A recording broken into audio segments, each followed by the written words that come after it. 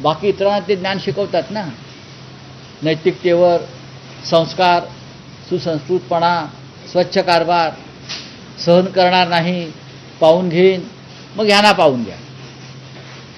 हजारो कोटीचे घोटाळे या सुमेध फॅसिलिटीच्या माध्यमातून शिंदे पुत्रांनी केलेले आहेत आणि म्हणून त्यांची सध्या धावाधाव सुरू आहे.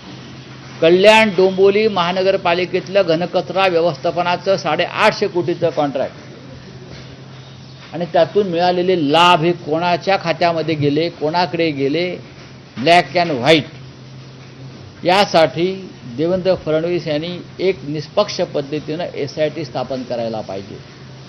त्यांना SIT स्थापन करण्याचा छंद आहे. त्या SITचं पुढे काय होतं आम्हाला माहीत नाही.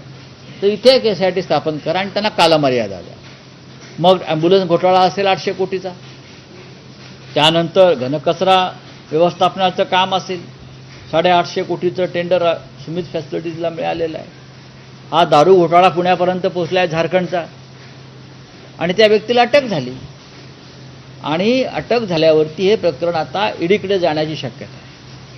त्याच्यामुळे याची सूत्र महाराष्ट्राच्या मंत्रिमंडळापर्यंत आणि टेंबी नाक्यापर्यंत जायची मला पूर्ण खात्री आहे. म्हणून सावध राहा, सावध राहा. राऊतसाहेब, 2 दिवस देवेंद्र फडणवीस हे दिल्लीत होते.